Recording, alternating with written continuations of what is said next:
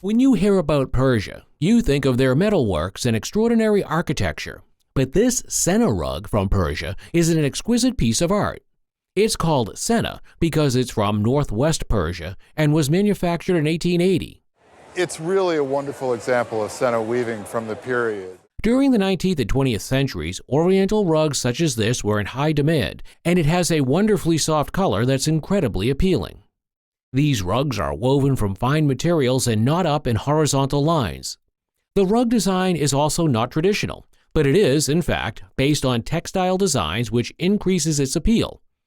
So if you see this element, which is called a bote, and then with stylized vinery, it's a pattern that we in the West call a paisley.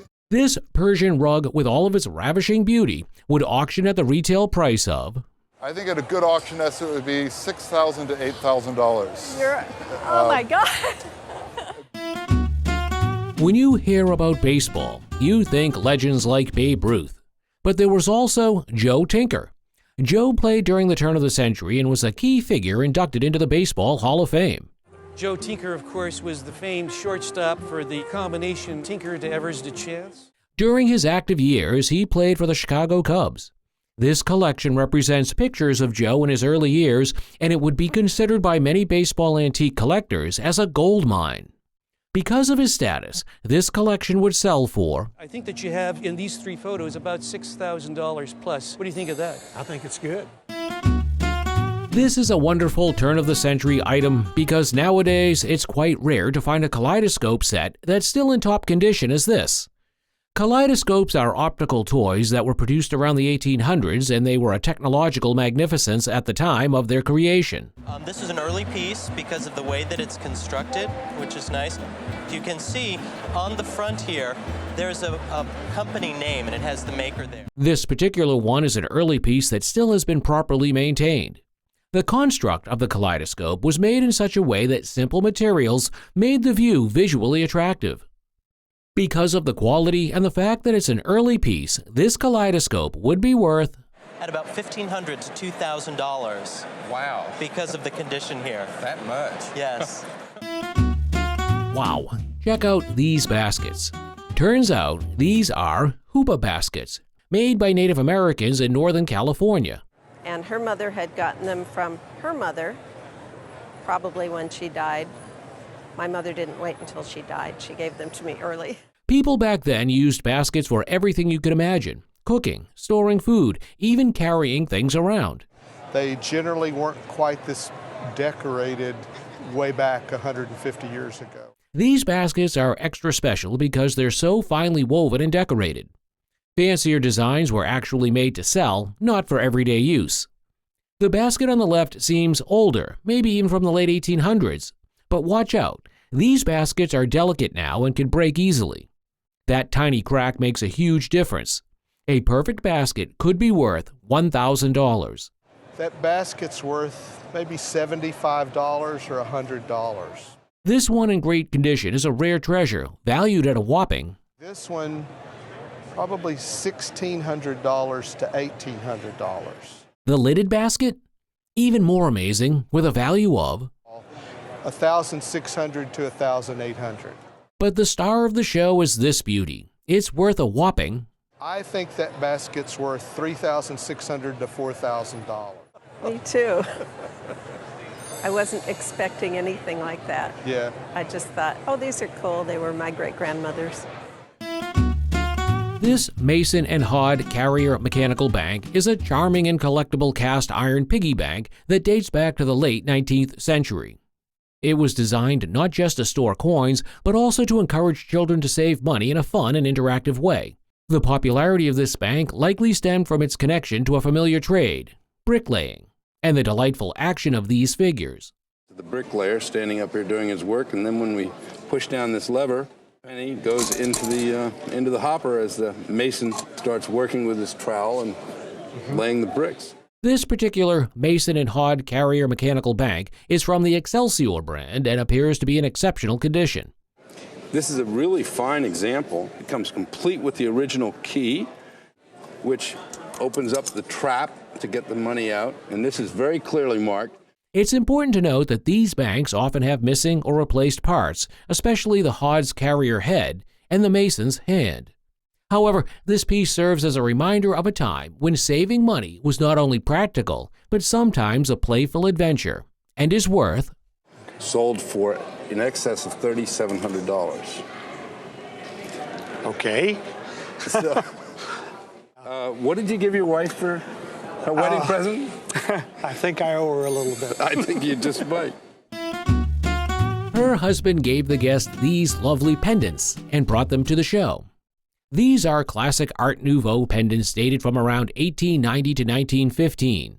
The first piece is an opal diamond enamel with a little armature that converts it to a brooch.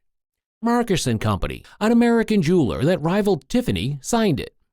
The opal is so cute that it fits into the brooch and enamel color scheme and undulates as part of the theme of Art Nouveau. This second piece is made in France and is heavier than the first. It is made of gold, natural pearls, diamonds, and also has a chain. On it is the French hallmark and the maker's mark, but it is hard to see unless it is dismantled. But it has a poincon, which is a mark that has the maker's mark on it and is a G and Frieur. An auction price for the first pendant, which is an American piece, would be $8,000 to $10,000, but $15,000 to $20,000 to insure it. For the French piece, an auction estimate would be $12,000 to $18,000, while insurance would be, if you had to insure it, you're looking at least $20,000 to $25,000. Wonderful. This painting, bought at a gallery in Houston, holds sweet memories for the guest and family. The painting was made by Guy Wiggins, who also signed on it. He came from a family line of painters with his father, Carlton Wiggins Paintings, known for pastoral scenes. Guy enrolled in the National School of Design in Connecticut and became a member of the Institute. At age 20, he had a painting that was accepted by the Metropolitan Museum of Arts in New York. Typically, his painting is known for showing New York winter snow scenes with people hurrying across the streets. Also, the back of the painting has an original label that bears the name of the gallery where it was bought, the name of the artist, plus other details including the $2,500 that was paid. Another interesting thing to note is that the name of the painting was added, Old Trinity, New York Winter, and signed by Guy Wiggins, dated in 1930. Over the years, the price of his paintings has increased tremendously as more people demand 19th to 20th century American paintings. Hence, an estimated auction price for this painting would be, we would probably estimate it at $50,000 to $80,000. I don't know if that surprises you or not. Yes, it surprises. An old archive that belonged to Franklin D. Roosevelt was brought in for appraisal. This is a personal correspondence of Franklin Roosevelt from his letters to telegrams and programs, over 60 letters. It covers a long period from the 1920s till he became the President of the USA. Before he got into the White House, his letters were addressed to a certain John S. Cohen, who was the editor and publisher of the Atlanta Journal. Then, into the 20s and 30s, Roosevelt wrote an editorial paper when he was running for New York governor. In 1932, Cohen became the United States Senator for Georgia, and Roosevelt thought to utilize his influence. Finally, in 1933, Roosevelt was in the White House writing on White House stationery as the president. This archive, bought for $5 initially, would now be worth, I would estimate at auction at $15,000 to $20,000. Great. That's wonderful. So thanks for bringing it in. Thank you. The guest brought in a ticket from the 1980 Winter Olympics, the Miracle on Ice game. This was the medal round game when Team USA went against the USSR, the most formidable hockey team ever, on February 22, 1980. It was a monumental win of 4-3 from Team USA because no one gave them a chance, but Herb Brooks encouraged the team. This was a memorable event in the United States sports history, and indeed Olympic history. There were full tickets to the show since it wasn't televised, but this is a stub. It was a shining moment for Jim Craig as he scored 36 out of the 39 goals in this competition. The ticket was also signed by Jim Craig right after the game. The ticket market is an up-and-coming market, and people have started to see such tickets as precious items. Because they were later signed by the Olympians as Miracle on Ice, Generally, the stubs are rarer. With the special inscription on this one, an insurance estimate would be probably for around $15,000. Wow. And it's one of these things that I think will continue to appreciate in value. The guest brought in a letter written by Walt Whitman, who was a scribe for injured soldiers in Washington, D.C. during the Civil War. The letter is dated in 1863 when Walt Whitman visited his injured military brother during the Civil War and on seeing the wreck decided to help the injured soldiers write letters to their families. This letter was signed by Albion Hubbard, who you'd think wrote the letter.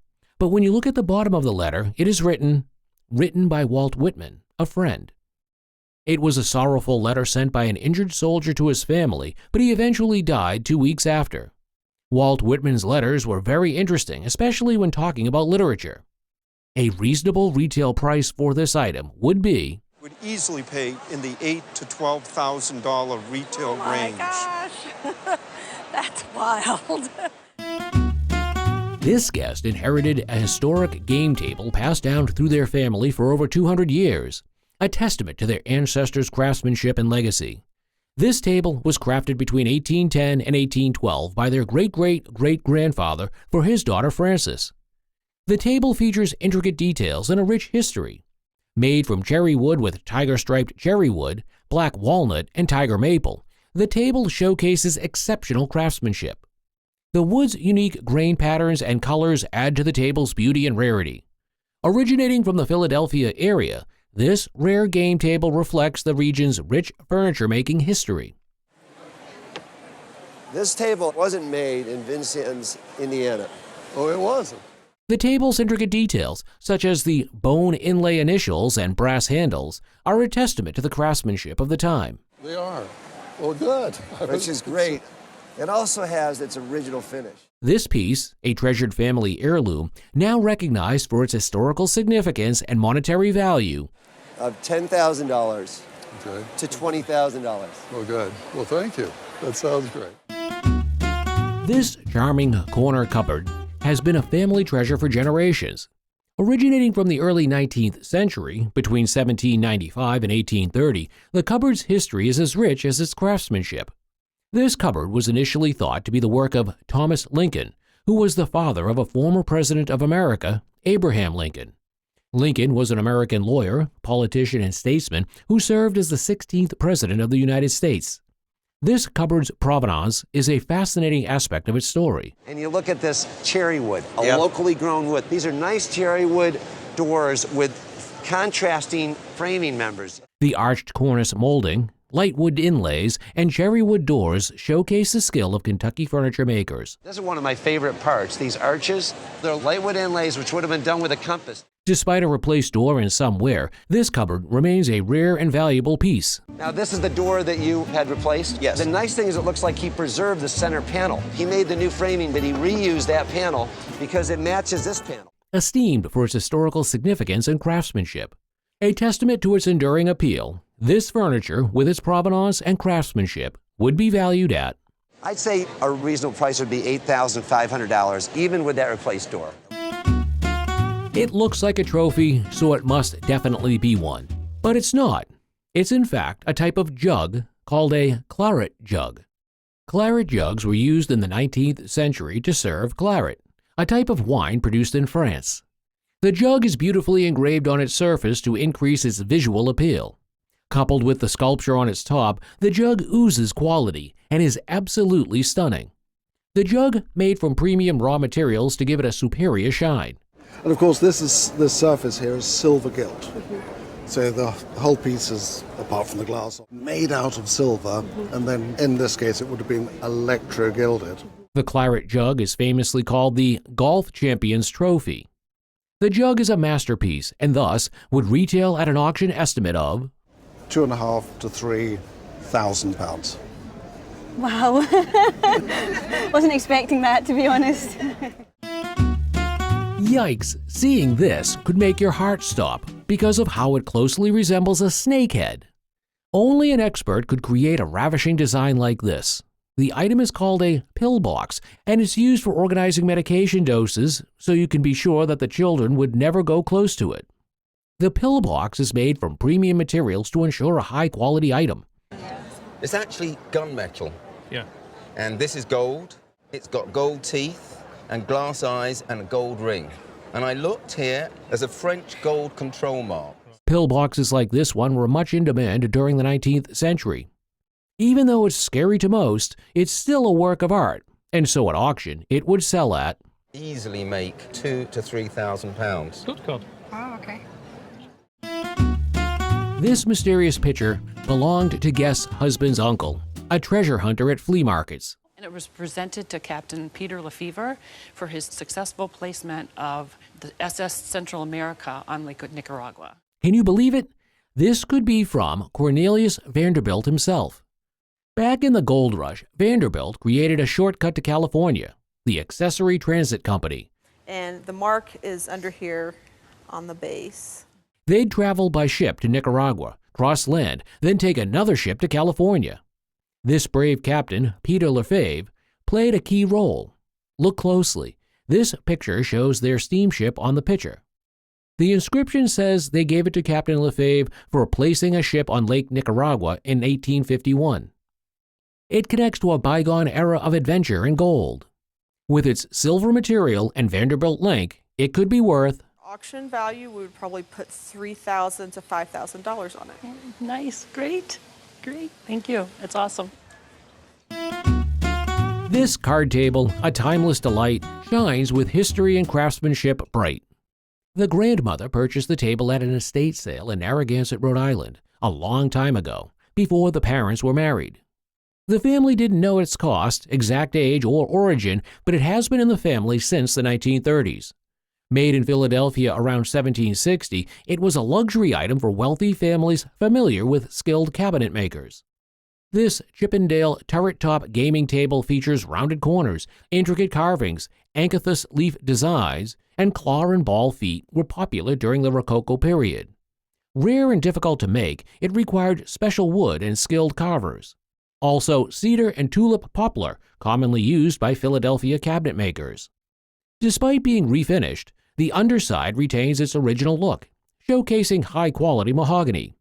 While examining the condition of the item, the appraiser said, So the table is worth in the area of probably $250,000 to $350,000. And having said that, if it hadn't been refinished, it would be worth perhaps, well, it's a little tough to say, but maybe another $100,000 or $200,000. The reason this table translates into as much money as that in today's market is that it's rare, it's absolutely beautiful. Wow, I can't believe it. Well, it's true. I love it. It's always been in my life. The guest inherited a stunning ring from her grandmother, who had been a former model. Crafted by Tiffany & Company, the ring featured a Ceylon star sapphire. The appraiser noted that the Ceylon stone originated from Sri Lanka, known for producing such gemstones. The particular blue stone was large, weighing approximately 25 carats. The beautiful ring was made of platinum with diamonds intricately placed underneath. Moreover, star sapphires exhibited chatoyance, forming a six-pointed star when struck by light. The appraiser noted that this wonderful piece is from the 1920s Art Deco period, which adds to its value.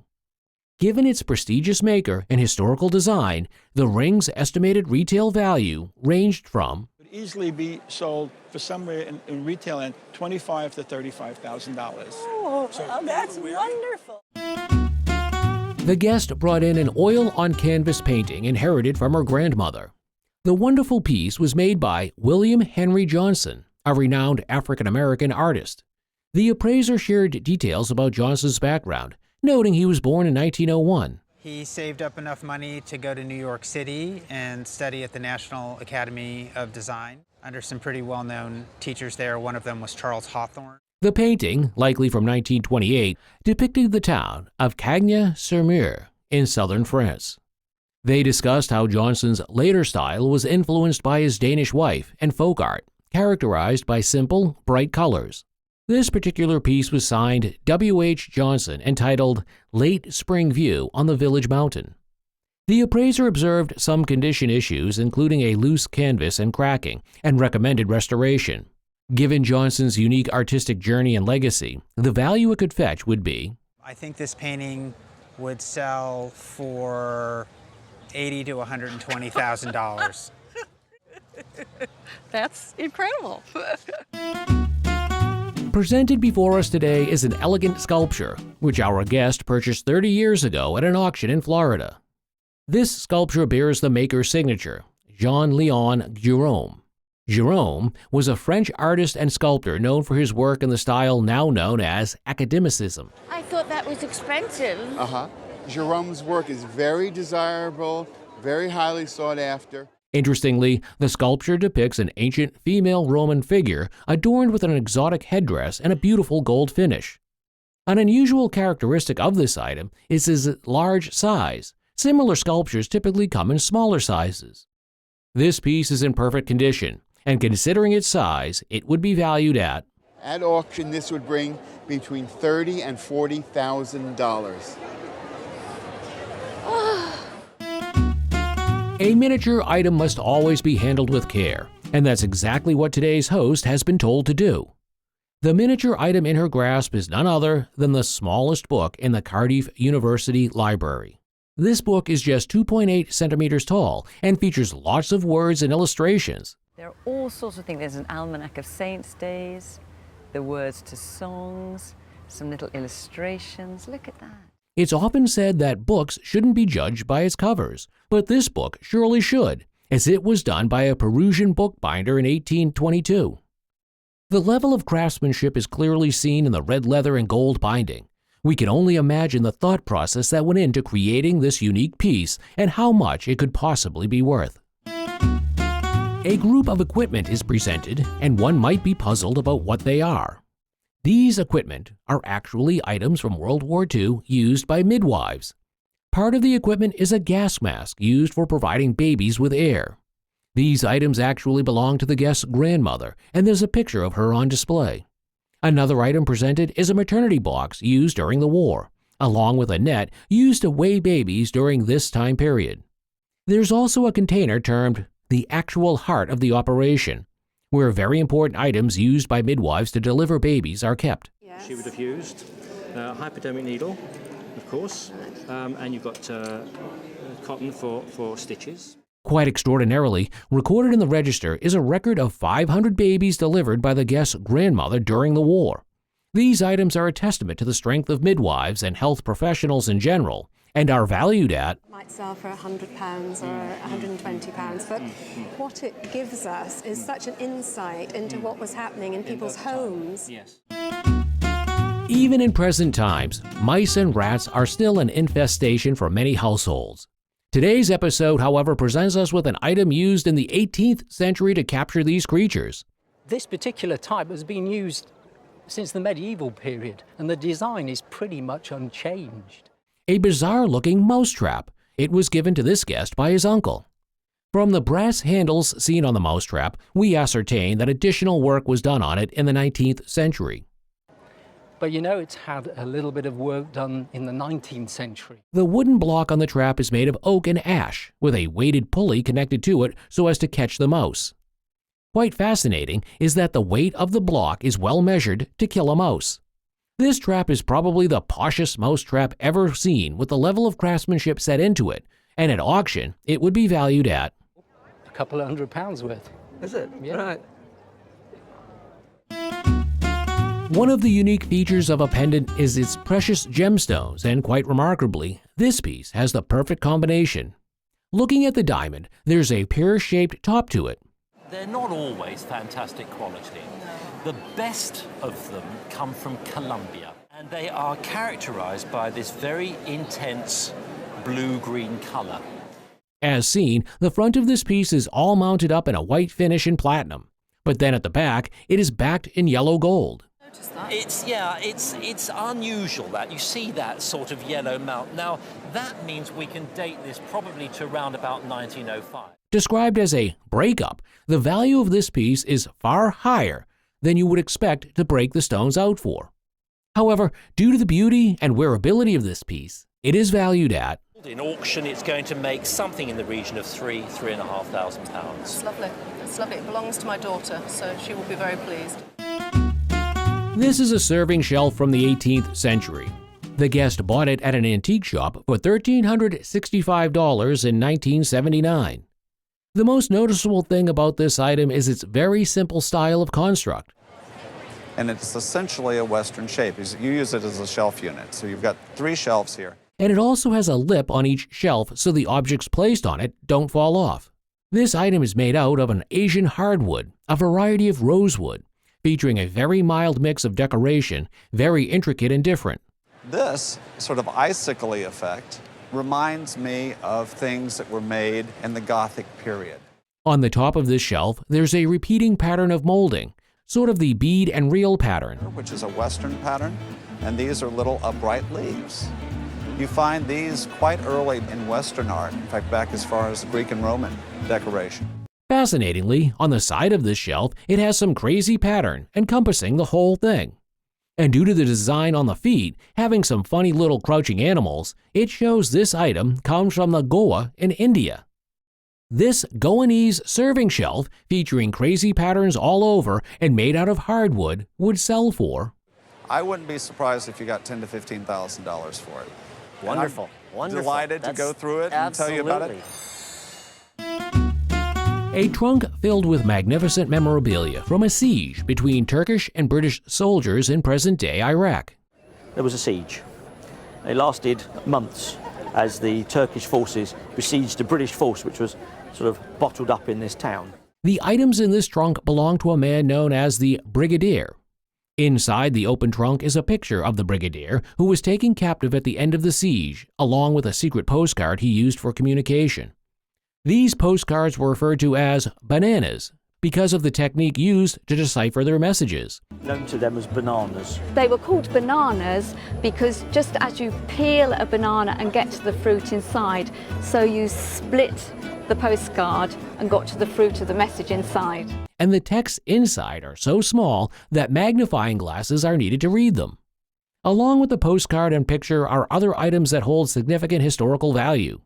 At auction, this trunk, filled with memorabilia that tells a story of courage, would be worth... You would find someone easily to pay £3,000 for your trunk that you found in the loft. Women fought strongly for their rights to avoid being marginalized. Today's episode is about a team that emerged from such valiant efforts, the 1928 Olympic gymnastics team. All women finally got the vote in 1928. And that wasn't the only success women had that year. On display is a photo of these wonderful, inspirational women. These women were strong, tough, and determined to win their medals. Along with these pictures are other items, including Olympic tags, medals, and certificates. The uniforms worn by these women serve as a source of inspiration for younger girls to soar and achieve their goals.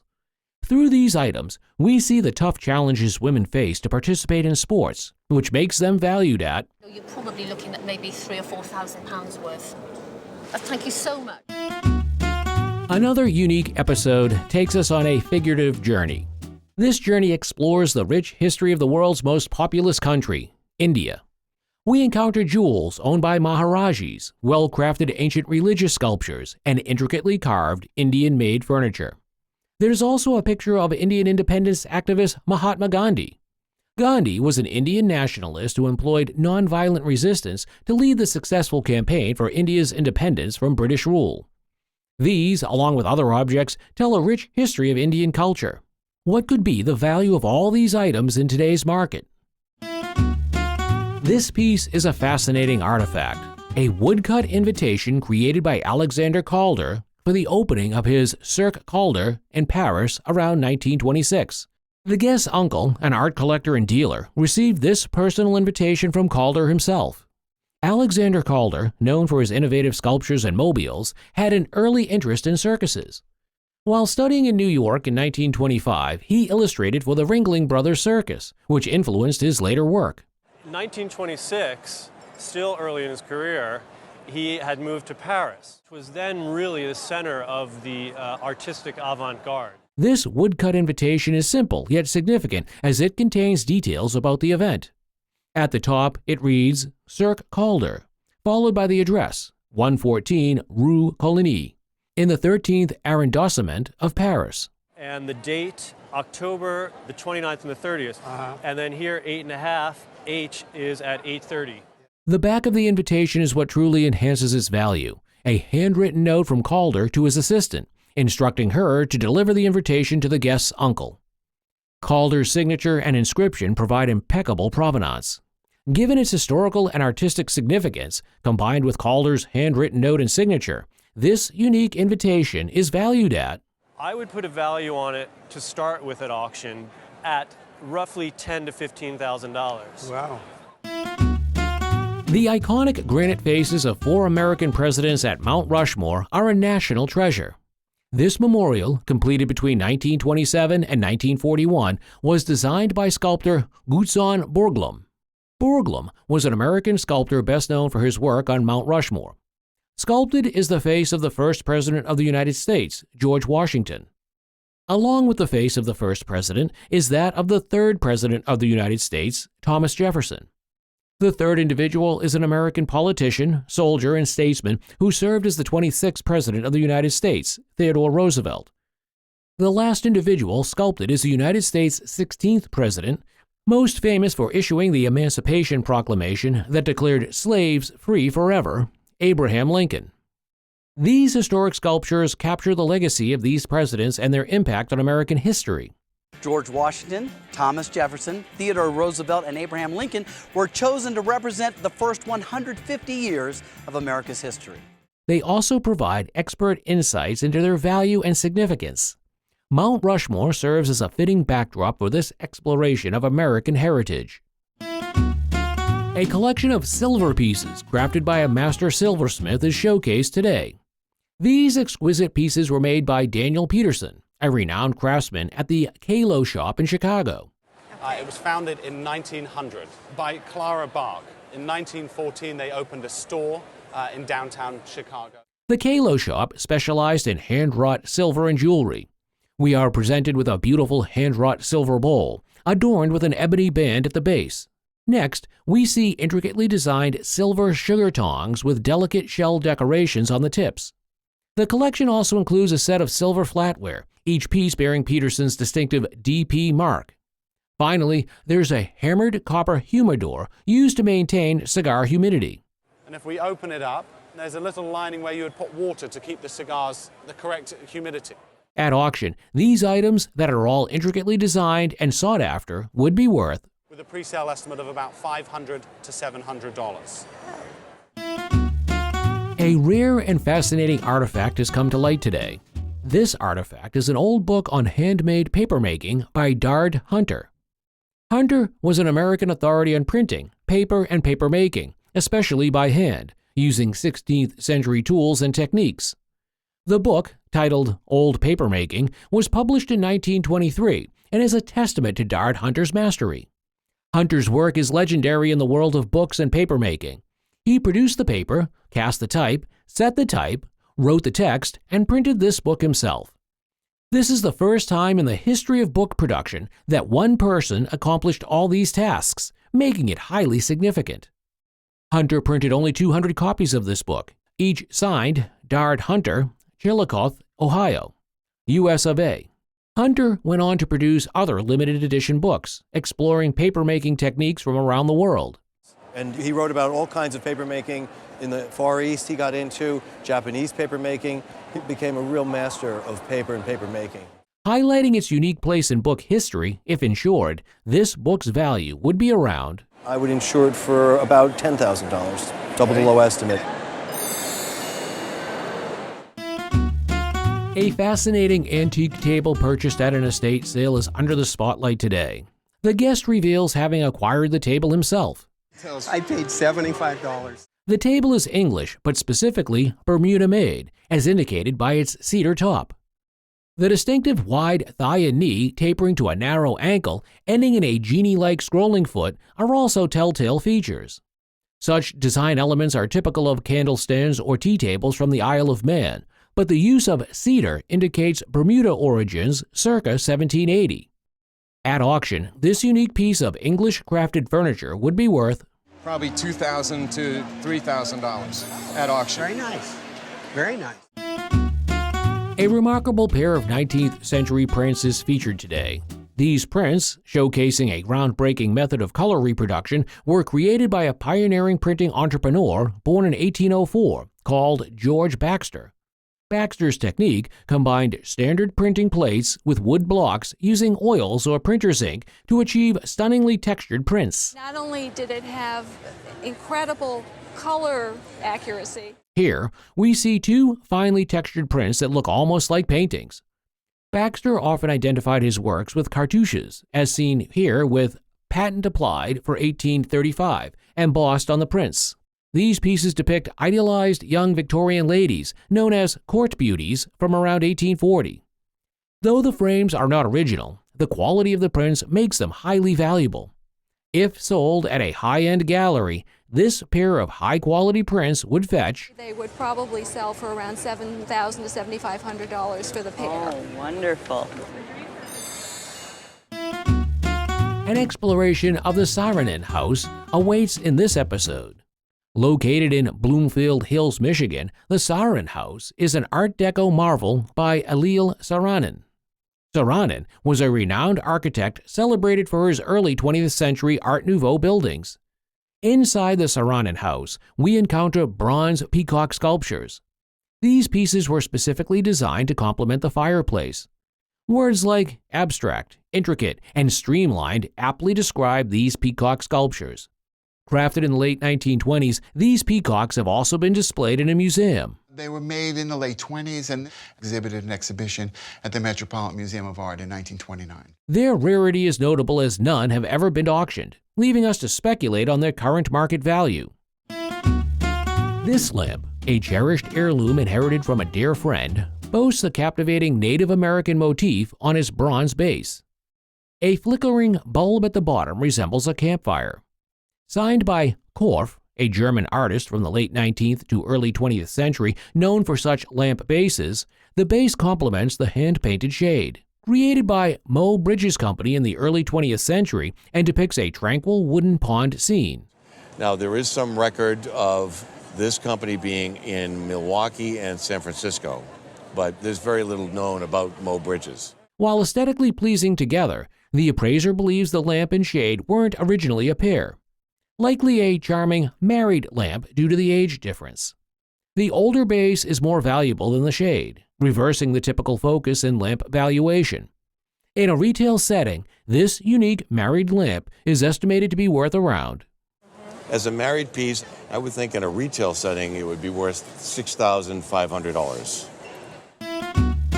Here we have a Tiffany Desk Set in the 1920s. Featuring a gilt finish known as doré and intricate cold-painted decorations. It includes blotter ends, a date pad, a cigarette box lined with cedar, bookends, and a rare clock with its original key. Known as Bookmark, this pattern features emblems of early printers and publishers.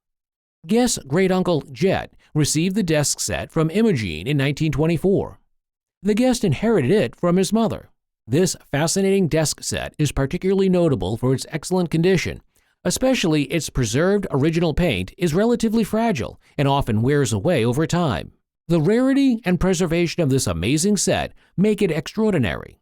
In a retail setting, this Tiffany Desk Set, with great preservation, would be valued at around. This set in a retail setting would bring about $9,500.